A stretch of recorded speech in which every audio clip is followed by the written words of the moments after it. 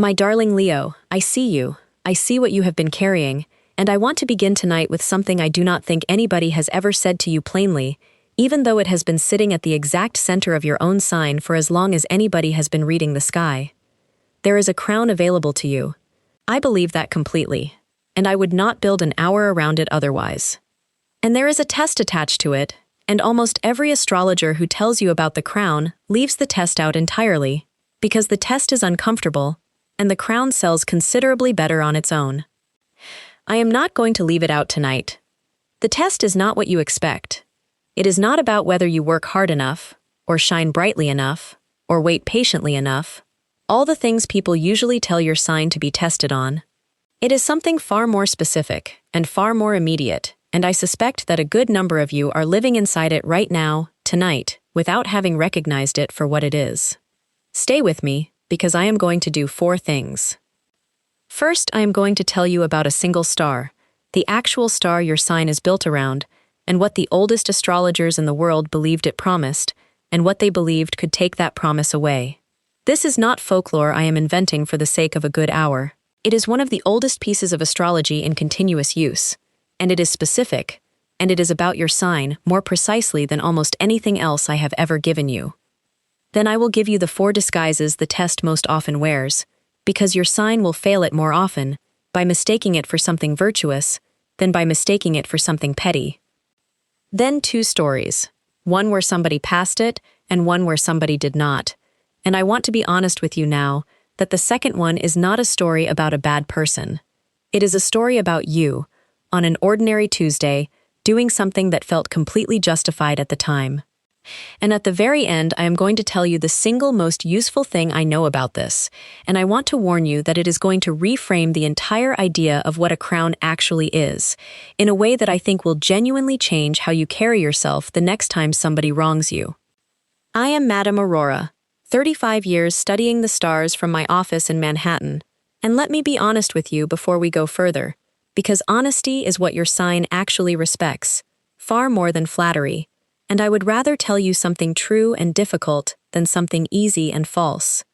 This reading is not tied to any month or year. I built it that way deliberately, because the star I am about to tell you about has been sitting in exactly the same place, doing exactly the same thing, for the whole of recorded astrology, and it will be doing it long after either of us is gone. What I am giving you tonight is not a transit. It is the permanent architecture underneath your entire sign. Now let me tell you about the star. At the very heart of the constellation Leo, almost exactly where a lion's own heart would sit if you drew the shape of one across that part of the sky, there is a star called Regulus. The name means, roughly, the little king, and I want you to notice that the diminutive is deliberate. Not the king, the little king, a king in training, a king on probation, a king whose crown has not yet been permanently confirmed. For thousands of years, across an extraordinary number of unrelated cultures, this star has been treated as the single most significant marker of kingship in the entire sky. The Babylonians timed royal coronations to its rising. The Persians named it one of 4 royal stars, each one a guardian standing watch over one direction of the heavens, and Regulus was given the north, the direction of highest honor in that old cosmology. Medieval astrologers across Europe considered it the single most powerful star for worldly success that existed anywhere in the chart. It sits, quite literally, at the heart of your own sign, and it has been called the heart of the lion for as long as anybody has been naming it at all. And it comes with a condition. Every single serious astrological tradition that has ever written about this star includes the same warning, stated in slightly different words across 2,000 years of independent sources, and I want you to hear how consistent it is. Regulus grants extraordinary success, fame, authority, a genuine capacity for leadership, the kind of presence that draws a room toward it without effort. And then, in nearly the same breath, every single one of those old texts adds the same clause. This gift will be taken away, often suddenly and often publicly, if the person who holds it ever uses that power for revenge. Not for ambition. Not for confidence, or generosity, or even for anger, which your sign is allowed to feel exactly as much as anybody else, and which I am not going to ask you to suppress tonight. Specifically for revenge, for turning genuine power, once you finally have it, toward making somebody pay for what they did to you. My darling, that is the test. It has been sitting at the exact center of your own constellation since before anyone thought to write astrology down, and I do not believe it is a coincidence that it attaches to your sign more precisely than to any other. I think it attaches to you because you are, more than any other sign in the zodiac, actually capable of carrying it out. Let me explain what I mean, because this is important. A great many people, wronged, want exactly what you want in that moment. They want the person who hurt them to feel it back. That desire is nearly universal, and I am not telling you it is a flaw specific to your character. But most signs, wanting that, do not actually have the means. They do not have the platform, the presence, the natural gravity that makes a room listen when they speak. Your sign does. When a Leo decides to make somebody pay publicly for a wrong done to her, it very often works, cleanly and completely, because the same solar magnetism that makes you the one people turn to is the same magnetism that makes a takedown land with real force when you aim it. That is precisely why the oldest star at the heart of your own sign comes with this particular warning and not a different one. The test was never generic. It was built for the one sign that could actually pass or fail it in a way that mattered. Think of it this way, my darling.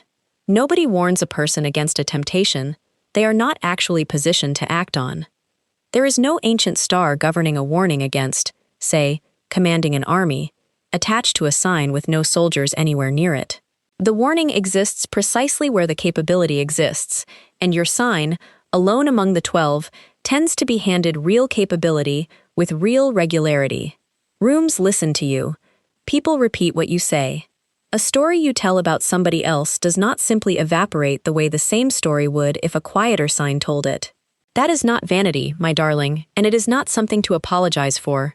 It is simply a fact about how your particular kind of presence moves through the world, and it is exactly why the star attached to your heart carries a warning that no other sign's fixed star carries in quite the same specific terms. Now let me show you the card, because it answers the question the star only raises. The star tells you what the test is. It does not tell you how anybody has ever actually passed it. The card does. I pulled one tonight, and I want to tell you why a single card is enough. The star has already given us the whole architecture of the situation. What remains is not analysis. It is a single image of what the passing actually looks like, and one clear picture is worth more here than 3 cards competing for your attention. The card is strength, and I suspect you already know roughly what is drawn on it, because it is one of the most recognized images in the entire deck, and I am willing to guess that nobody has ever told you it was drawn specifically for you. A woman, in white, standing in an open landscape, a soft mountain behind her. Above her head, in the finer decks, a small sign of infinity, turned sideways, hovering like a halo that never quite closes, and in front of her, a lion. Not caged, not chained. A full adult lion, entirely capable of doing whatever it wants to do, and her hands are on its jaw, and she is closing it, gently, without visible strain, without a weapon, without so much as raising her voice. Look at what is not in that picture, my darling, because it is exactly as important as what is. There is no force. She is not overpowering the lion. She could not overpower a lion, not physically, not by strength in the ordinary sense of the word. And the card is not asking you to imagine that she could. There is no cage, no chain, nothing external constraining the animal's actual capacity for violence. The lion remains, at every moment in that image, entirely able to do exactly what it wants to do. What is holding it is not force. It is her hands, and her calm, and, I think, something in her face that the lion has decided to answer rather than fight. This is the oldest image astrology and tarot both possess, of exactly what your star is asking of you. Not the suppression of the lion. Your sign is not being asked to stop being what it is, to become smaller, meeker, less capable of ferocity than you actually are. The lion in that card is completely intact. Its claws are exactly as sharp as they were before her hands arrived. Its capacity to do real damage has not been reduced by 1 degree. What has changed is only this. It has chosen, in her presence, specifically because of the quality of her presence, not to use that capacity. My darling, that is the whole of what passing this test looks like. and I want you to notice how different it is from what your sign usually assumes the test requires. It does not require you to feel less. It does not require you to pretend the wrong done to you did not hurt, or matter, or deserve a response in your own private accounting of things. The lion in that card is not sedated. It is not smaller than it was. It is simply, for this one moment, choosing something other than its own claws. And the choosing is happening from strength rather than from weakness, which is the single detail the popular reading of this card gets wrong most often. People assume strength means restraint imposed from outside. It has never meant that. It means a capacity for real violence, fully present and fully felt, that is being governed from the inside rather than from a leash. Now let me give you the 4 disguises, because knowing what passing the test looks like is not the same as recognizing the moment you are actually failing it, and your sign fails this one far more often through virtue's own costume than through anything that looks, from the outside, like cruelty. The first disguise is justice. You are not getting revenge, you tell yourself. You are simply making sure people know what actually happened. You are correcting the record. You are holding somebody accountable for something they did that genuinely was wrong, and your sign, which has an excellent and largely accurate sense of fairness, will feel entirely righteous while doing this. And sometimes, my darling, it genuinely is justice, and I am not going to tell you every instance of speaking a hard truth is secretly revenge wearing a disguise. But there is a way to tell the difference, and I am going to give it to you properly in a few minutes. For now, notice only this. If the correction of the record requires an audience, if it would feel hollow to you unless the right people heard it and understood exactly how badly the other person had behaved, that is worth a second look, because accountability does not usually require witnesses in order to feel complete. Revenge nearly always does. The second disguise is honesty. You are just being direct, you tell yourself. You are not the sort of person who pretends. And there is a specific sentence, or a specific piece of information, that is entirely true, and that you have been sitting on, and the moment finally arrives when saying it would cause the maximum possible damage, and you tell yourself that saying a true thing cannot be a form of cruelty, because truth is truth. My darling, truth can absolutely be a weapon. The fact of a thing being accurate says nothing whatsoever about why you are choosing this particular moment, in this particular tone, in front of this particular audience, to finally say it. Bluntness is a genuine virtue in your sign, and it is also the single easiest costume for cruelty to wear, because it comes with a built-in defense. I was only being honest. Ask yourself, privately, whether the timing of your honesty was chosen to help the situation or to hurt the person, because those two timings are very rarely the same moment. The third disguise is the audience. This is the one most specific to your sign, and I want you to listen carefully, because it is the disguise your sign is least likely to catch itself wearing. You are not doing anything to the person who wronged you, you tell yourself. You are simply living your life, out loud, the way you always have, and if certain people happen to hear about it, that is not your doing. My darling, notice whether you have engineered the hearing, whether the story found its way to the right people by accident, or whether you made sure of it, mentioned it to the one friend who talks, posted the thing you knew would be seen, arranged your own visible thriving specifically where it could not be missed by the one person you wanted to feel it. Your sign is naturally, gorgeously visible, and that visibility is not a crime. But there is a difference between simply being seen, which you cannot help and should never apologize for, and aiming your visibility, deliberately, like a weapon, at one specific target. Only one of those is the crime the old astrologers were warning about. And the fourth disguise is protection. You are not punishing them, you tell yourself. You are simply protecting your peace. You have cut them off, gone cold, withdrawn completely, and you have every right to do that, and I am not going to tell you otherwise, because genuine boundaries are one of the healthiest things your sign can learn to hold. The tell here is quieter than the other three, and I want you to listen for it precisely. Genuine protection does not require the other person to notice it, or suffer from it, or feel its absence as a punishment, in order to be real. It simply removes you from harm's way, regardless of whether they ever register that you have gone. If the withdrawal only feels satisfying because you can picture them noticing, feeling the cold, understanding exactly what they lost, that is not protection anymore, my darling. That is punishment wearing protection's better reputation. All four of these are disguises worn by the same thing, and I want you to hear the thing itself named plainly, because your sign does better with a direct sentence than with a euphemism. Underneath all four, in every single case, the actual test is this: are you trying to prevent further harm, or are you trying to make them feel what you felt? The first is wisdom, and your sign has plenty of it. The second is the test the star has been quietly setting for you since before anyone wrote astrology down, and it fails far more often dressed as one of these four than it ever does walking and looking like what it is. Now, my darling, before I go on, I want you to do something with me, and it will take 20 seconds.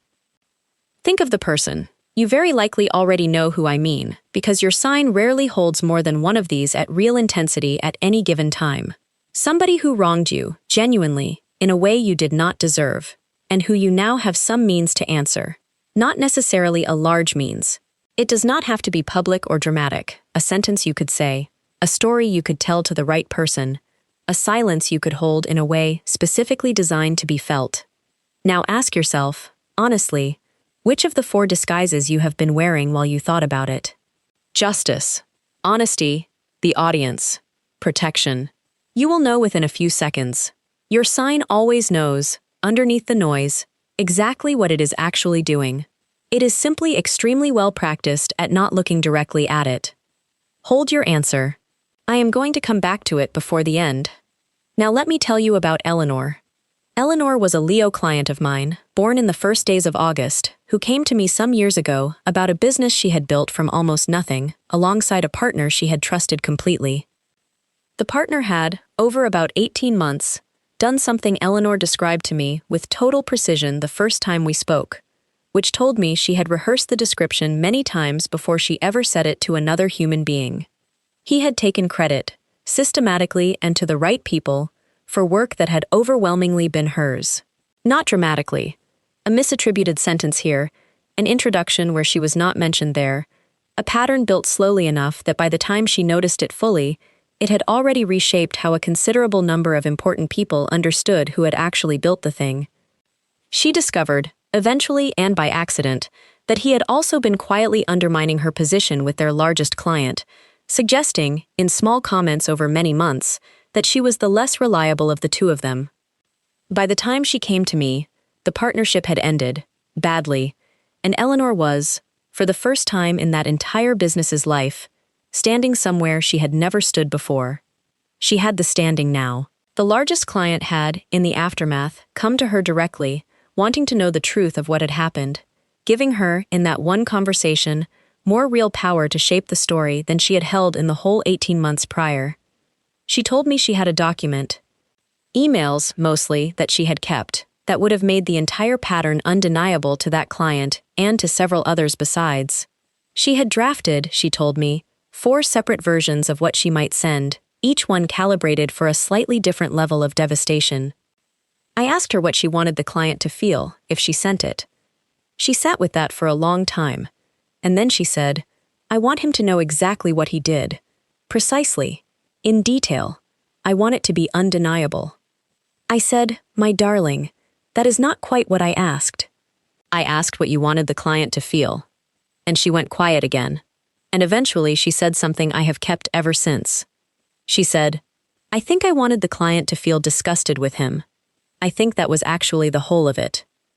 Eleanor did not send the document, not out of forgiveness, and I want to be honest that this was not a story about her generously letting it go. She told me plainly that she was still furious, and that the fury did not particularly soften over the following months.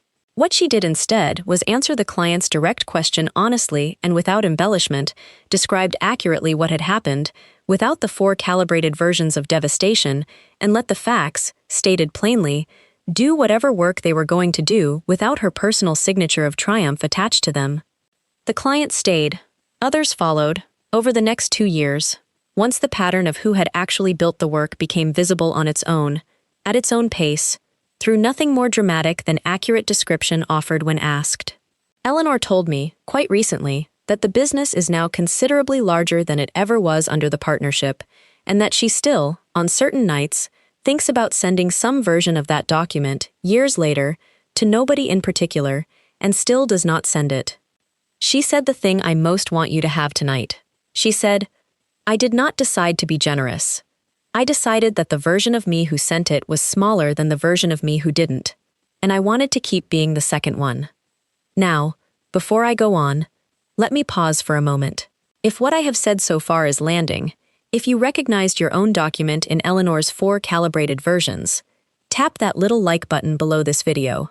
It is a small gesture, and it does something real, which is tell YouTube to carry this to another Leo who is, at this moment, drafting a message she has not yet sent. Your like is how she finds it. And if you are not yet subscribed, this is the moment. Subscribe and turn on the bell. I make these readings for every sign, and I make them so they can be found whenever somebody needs them, rather than only during a particular week. Wait, before I continue, I need to interrupt myself, because I know precisely what a portion of you is thinking, and I would rather deal with it directly than let it run underneath everything else. You are thinking, Aurora, what I want is not revenge. What was done to me was genuinely wrong, seriously wrong, and I am not interested in making anybody feel bad for its own sake.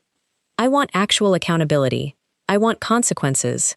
I want the thing to be reported, addressed, corrected, and I refuse to be told that wanting that makes me small. My darling, it does not, and I want to be extremely clear about this before I go any further, because I would be doing you real harm if I let the rest of this reading be heard as an instruction to accept mistreatment quietly. If what happened to you involved real harm, abuse, a crime, genuine danger to yourself or to somebody else, this entire reading is not addressed to that situation, and I am not going to pretend that the correct response to serious wrongdoing is a graceful, private restraint. Report it. Involve whoever needs to be involved. Pursue whatever legitimate recourse actually exists, through the people and institutions built for exactly that purpose. And do not let anybody, including an astrologer on your television screen, talk you into silence about something that genuinely requires an answer. What I am describing tonight is a narrower and, I think, more common situation. The wrongs that are real, and painful, and worth being angry about, but that do not have a legitimate institution standing ready to address them. The friend who betrayed a confidence, the colleague who took credit, the partner who lied, the family member who chose someone else over you at the exact moment you needed choosing. For those, my darling, here is the test, and I promised you a clean one earlier, so let me give it to you properly now. Ask whether the action you are considering would still feel worth doing if the other person never found out you did it. Genuine accountability survives that question easily. Reporting a real wrong to somebody with the authority to address it does not require your target to know it was you, or to suffer publicly, or to feel humiliated in front of an audience, in order to be worthwhile. It simply prevents further harm, whether or not anybody claps. Revenge cannot survive that question at all, and I want you to notice why. If the entire value of the action depends on them knowing, on them suffering, on them understanding exactly how thoroughly you have won, then the action was never actually about protection. It was about being witnessed defeating them, and that is precisely the desire the star at the heart of your own sign has been warning about for longer than anybody has kept written records. Eleanor's document would have failed that question completely, and she knew it the moment I asked her what she actually wanted the client to feel. Reporting an actual crime to actual authorities passes it easily, every single time, because the point was never to be seen winning. The point was to stop the harm. Now let me tell you the other kind of story, because I have told you the one where somebody passed. Georgina was a Leo client of mine who came to me some years after the events she wanted to discuss, and I want to tell her story carefully, because unlike Eleanor's, it does not have a clean ending, and I think that is precisely why it is the more useful of the two for most of you watching tonight. She had been part of a close friendship group for the better part of 15 years. 5 women who had, by her account, genuinely built something rare together, holidays and weddings and the ordinary texture of a real, sustained closeness. And one member of that group, during a difficult period in Georgina's life, had said something to the others. Not to Georgina directly. About her. A characterization of Georgina's behavior during that period that was, Georgina insisted, both unfair and, in its specific details, simply untrue. She found out secondhand, the way these things nearly always arrive, and she was, by her own description, more wounded by it than by almost anything else that had happened to her in that difficult year, because it came from someone she had trusted completely, about a version of herself she did not recognize. And Georgina had, by then, become genuinely central to that group. The one who organized things, who others deferred to, who had, without anybody formally deciding it, become something like its unofficial leader. She had, in other words, exactly the kind of standing the star at the heart of her own sign, both promises and quietly tests. At the next gathering, in front of the other three, she brought it up. Not accusingly, she told me, at least not in her own account of it at the time. She simply, calmly, laid out what she had heard and asked the friend to explain herself in front of everyone. The friend was mortified. Georgina told me this early in our first session, and told it, I noticed, with a satisfaction she had not fully examined. The friend stammered, apologized badly, left early. And for a period afterward, Georgina told me, it had felt like exactly what she wanted, vindication. The record corrected, publicly, in front of the exact people whose good opinion had mattered. The friendship group did not survive it intact. Not because the other three sided against Georgina, particularly, but because something had shifted in how they experienced gatherings after that evening. A wariness. An awareness that disagreements, in this group, could now become public reckonings, conducted in front of everyone, by the person with the standing to make them land. 2 of the 5 drifted, over the following 2 years, in the ordinary, undramatic way that friendships drift when something in the foundation has quietly changed. The group still exists, technically. Georgina described it to me as smaller now, and more careful, and less like the thing it used to be. I asked her the question I ask everyone in this position, whether she would still have raised it, in exactly that way, in front of everyone, if the friend had never found out how it landed, if there had been no visible mortification, no early departure, no audience witnessing the correction. She was honest with me, which I respected considerably. She said no. She said she had wanted the others to see it happen. She said the version where she simply spoke to the friend privately, later, without an audience, had occurred to her at the time, and had felt, in the moment, unsatisfying, in a way she had not examined closely enough to question. My darling Leos, I do not tell you this story to suggest Georgina was wrong to be hurt, or wrong to want the record corrected. She was neither. The wound was real and the friend's behavior had genuinely been unkind. What I want you to notice is only the mechanism, because it is the whole of tonight's lesson in a single scene. She had, by then, the standing to make a private correction land publicly, and devastatingly, if she chose the setting for it, and she chose the setting, and the setting was the whole of what turned an understandable hurt into something that cost her more than the original wrong ever had. She said to me, near the end of our work together, I got exactly what I wanted that night, and it is the single thing I would take back if I could take back only one moment of my whole life. I did not lose the friendship because I raised it. I lost it because of how many people were in the room when I did. Now let me speak to those of you for whom this reading has arrived too late, because a considerable number of you are not deciding whether to send the document tonight. You have already sent it. You have already chosen the room, already watched the mortification land, and you are sitting with some version of what Georgina described, the satisfaction that curdled afterward into something considerably heavier. I am not going to tell you that it cannot be undone, my darling, because in most cases it genuinely cannot, and I have no interest in offering you a comfort that will not survive contact with your own memory of what happened. What was said, what was witnessed. But I want to give you the one thing that is actually still available to you, because it is not nothing, and I think you need it named plainly rather than left implied. The test I have described tonight is not a single door that closes forever the moment you fail it once. It is the little king, tested again and again, for the whole of a life, and the next occasion, whenever it arrives, is a genuinely new one. You do not carry a permanent mark against you for the time you failed it. You carry, at most, a slightly harder-won trust in your own restraint, because you now know, from direct experience rather than from theory, exactly how quickly that particular satisfaction curdles. Georgina did not become a worse person for that evening.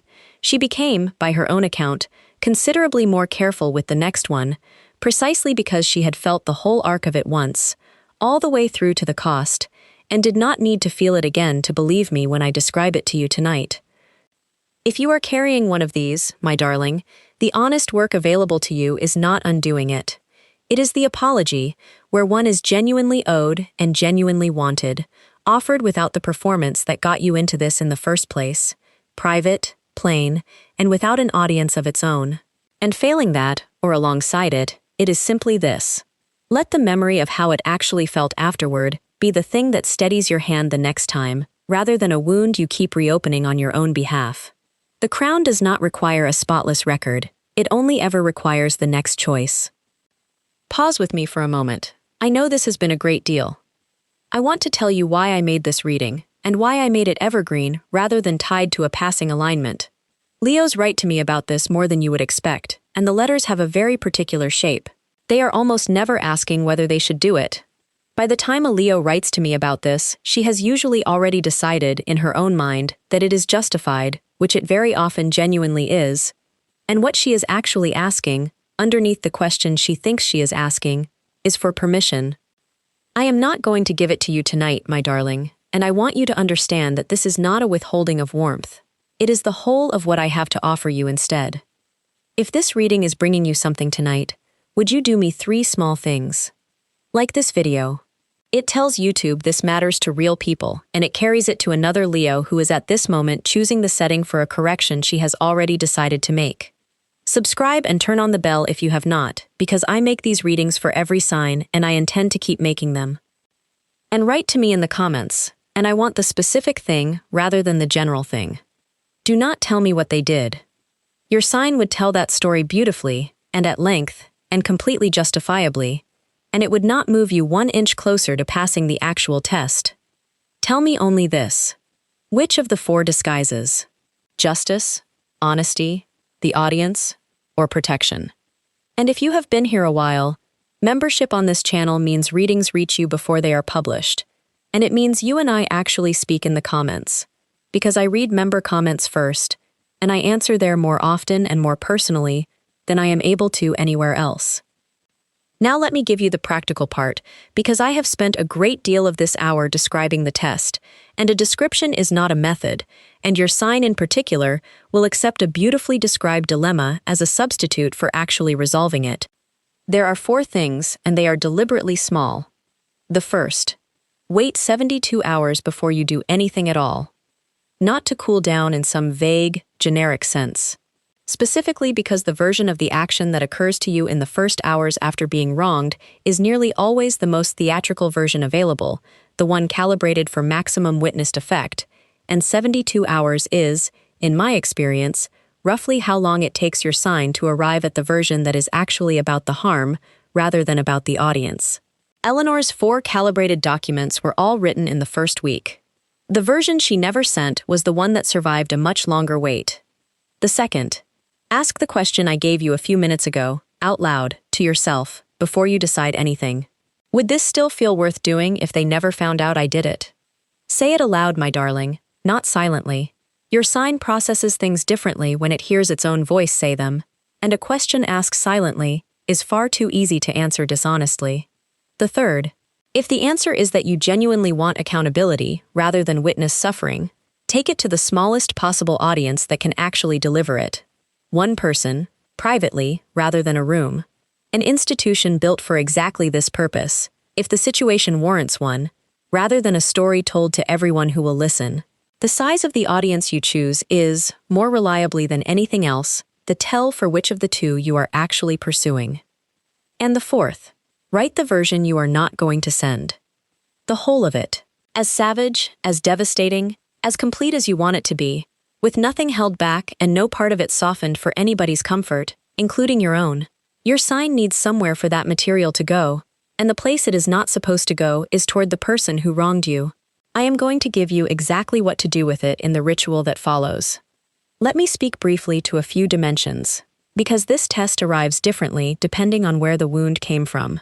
In love, and particularly after an ending, this is where the test arrives most theatrically for your sign. Because a former partner very often remains, for a long time, the single most attentive audience you have ever had, and the temptation to be visibly, unmistakably thriving, specifically where they can see it, is one of the strongest versions of the audience disguise that exists. Notice whether your radiance, after an ending, is for you, or for the camera you know is still watching. Both can look identical from the outside. Only one of them actually is what it claims to be. At work. Here the test most often wears the justice disguise, because professional wrongs, credit taken, work undermined, a promotion quietly blocked, genuinely do deserve a real accounting, and your sign will find it easy to convince itself that the most devastating possible version of that accounting is simply the most honest one. It rarely is. The honest version and the devastating version are not usually the same document, as Eleanor discovered, and the difference between them is nearly always the presence or absence of an audience you did not strictly need. In family, which is the oldest and most tangled version of this test your sign will ever face, family wrongs accumulate over decades, and by the time a Leo finally has the standing, the independence, the platform within the family to answer one properly, there is usually a backlog of grievances waiting to be attached to whatever the current occasion happens to be. Be honest with yourself about whether what you are addressing is the thing in front of you or 20 years of things behind it, because the 72-hour rule becomes considerably less reliable when the real clock has actually been running for 2 decades. And in friendship, which is Georgina's dimension, and which I think deserves one further word, because friendship groups are unusual in that they contain a permanent, ready-made audience simply by existing, any correction made inside one is, by definition, witnessed, whether you intend that or not, which means your sign has to work harder here than anywhere else to tell the difference between speaking a truth that needs to be spoken and choosing a setting that guarantees it will be felt as a verdict. Now let me give you the ritual, and it uses the 4th thing I asked of you a moment ago, the version you are not going to send, and I want to tell you properly what to do with it, because leaving that material with nowhere to go is not actually restraint. It is just suppression with better manners, and your sign will pay for it eventually in some other, less controlled form if I do not give you a real place to put it. Find somewhere you will not be interrupted for about half an hour, a chair that feels, to you, slightly more like a throne than an ordinary seat, if such a thing exists in your home, because your sign does better with a little ceremony than with none at all, and there is no shame in that. A gold candle if you like one, for the sun, and if you have none, my darling, this works entirely without it, because the objects were never the actual mechanism. The mechanism is honesty, given somewhere private to go. Sit down, take 7 breaths, longer on the exhale than the inhale. Now write the version you are not going to send. All of it. Every accusation, every devastating detail, every line calibrated to land as hard as it possibly can. Do not soften a single word for anybody's comfort, including your own future comfort at rereading it. This is not the document that goes out into the world, and because it is never going out into the world, it does not need to be fair or measured or anything at all except completely, savagely true to what you actually feel. When it is finished, read it aloud, once, to the empty room. Let your own voice carry the whole of it. Your sign is ruled by the sun, and the sun does not do anything privately if it can help it. And a thing said aloud in your own voice settles differently in the body than a thing merely written and left silent on a page. And then, my darling, do not destroy it. I know that is not what you expected me to say, and I know a great many rituals about letting go would tell you to burn it, to tear it, to watch it disappear as a symbol of release. I am asking you to do the opposite, and I want to tell you exactly why, because the reason matters more than the instruction. Fold it and keep it somewhere private. A drawer, a book, somewhere only you know to look. Because that page, my darling, is the proof. Not proof for anybody else, ever, since nobody else is ever going to see it. Proof for you, on some future night when you are tempted to believe that restraint meant you did not feel the whole of what happened, that you were too weak, or too soft, or simply too afraid to say what was actually true. You will be able to go back to that drawer and read, in your own handwriting, in your own voice, the entire uncensored version of what you felt and wanted to do, and you will know, with total certainty, that you felt every bit of it, and chose something else anyway, on purpose, from strength, rather than from timidity. That page is not your restraint, it is your record of having had the choice at all, which is the thing revenge secretly takes away from you the moment you act on it. Because once it is done, nobody, including you, can ever be entirely certain afterward whether you were strong enough to choose differently. Keep the proof that you were. And now, my darling Leo, I want to give you the thing I told you at the beginning that I was saving.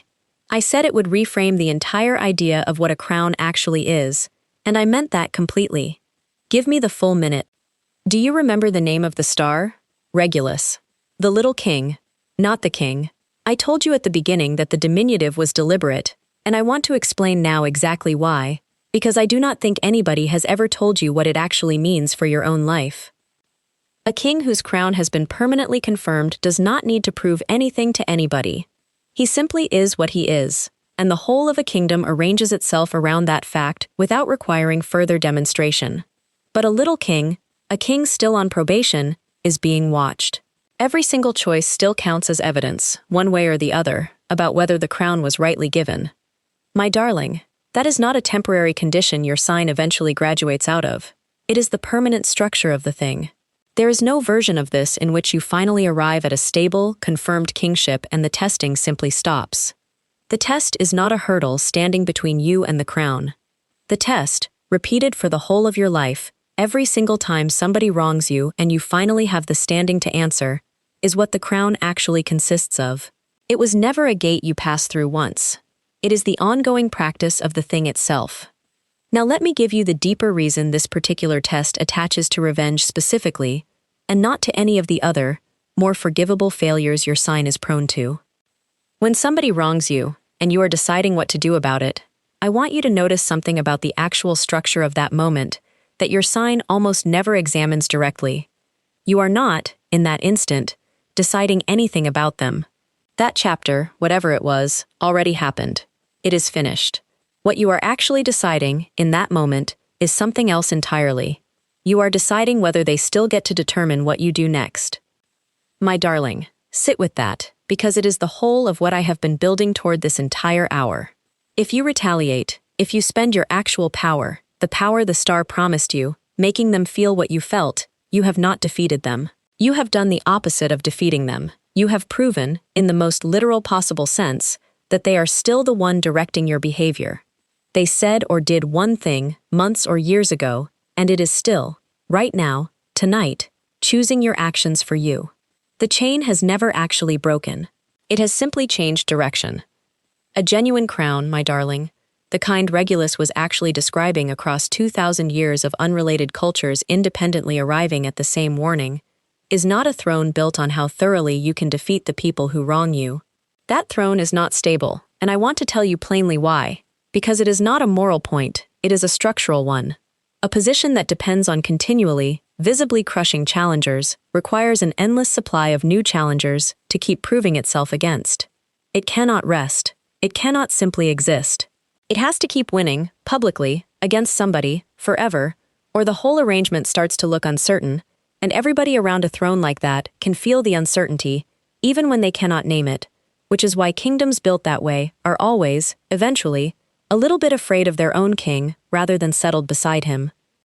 A genuine crown does not need that. It does not need an enemy defeated this week to prove it is still real. It simply is real. The way the sun does not need to prove it is the sun by outshining anything in particular. That is sovereignty, my darling, in its actual original meaning, long before it became a word people use loosely. Not power over others.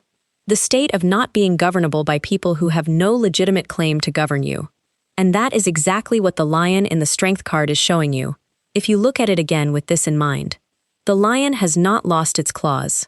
It has not become smaller, or safer, or less capable of enormous damage than it was a moment before her hands arrived. What has actually happened in that image is that the lion has stopped being steered by whatever would have provoked it a moment earlier, and started being steered, instead, by something calmer, from inside itself. That is not weakness pretending to be strength, my darling. It is the single clearest picture anyone has ever drawn of what an actual, secure, ungovernable crown looks like from the outside. The person who wronged you does not get to decide what kind of woman you become afterward. That was always, in the end, the only real prize either of you was ever fighting over, and it was never actually in their hands to take. It was always in yours, and it still is. Tonight, however long ago the wrong occurred, and however justified you would be in reaching for the version of yourself that finally makes them feel it. You do not have to become smaller to pass this test, my darling. Eleanor did not. Her claws were exactly as sharp after that partnership ended as they were before. and everyone who has worked with her since has felt it. What she declined was not her own power. She declined to let somebody who no longer had any legitimate claim on her attention go on directing it anyway, from wherever he had ended up, for one more day. That is the crown, my darling. Not the absence of the lion. The lion, fully present, fully capable, choosing, from strength rather than from fear, exactly where its own claws are going to go. My dear Leo, before I let you go, 3 small things. 1. If any part of this reading found you tonight, if you recognize the document you have not sent, or the setting you have already half chosen, tap that like button. It is the simplest way to tell YouTube to carry this to another Leo who is, right now, deciding whether somebody who wronged her years ago still gets to choose her next move. 2. Subscribe and turn on the bell. I make these readings for every sign, and I make them so they can be found whenever somebody needs them, rather than only during a particular week. If you become a member, readings reach you before they are published, and you and I actually speak in the comments, because I read member comments first. 3. And this is the one I care about most. Which of the 4 disguises? That is all I am asking for. Not the story, not their name, not what they did. Justice, honesty, the audience, or protection. I read every single comment, truly, and I want to tell you why I am asking for that and nothing more. Because a comment section full of full accounts of what was done to each of you would be 40 separate acts of the very thing this whole hour has been about, performed in public, for an audience, which is precisely the disguise most of you are wearing without knowing it. A comment section with 4 words in it, 1 honest word each, is 40 Leos doing the actual work instead, quietly, without a single witness required, which is the entire lesson of tonight enacted in the space of 1 comment box. And if this reading gave you something and you ever want to say thank you more directly, a super thanks is never expected and always felt. And it is a genuine part of how I keep making these readings as carefully as I make them. If you know another Leo who is holding a document she has not sent, send this to her tonight. You may not realize how much a single share matters. It is how this work finds the person who needs it. Thank you, my darling. This community has become something I genuinely did not expect when I began. The crown is yours after this test.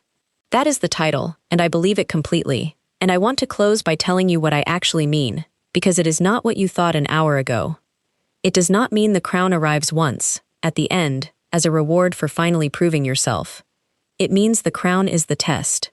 Every single time, for the whole of your life, somebody wrongs you and you finally have the standing to answer, and you choose, from strength and not from fear, exactly where your own claws are going to go.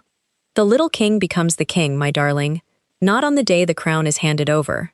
There is no such day. He becomes the king every single time he is tested again, and passes, on his own authority, needing nobody in the room to see it happen. Your claws are exactly where they have always been, sharp and entirely yours, and entirely within your own choosing. Choose well, my darling.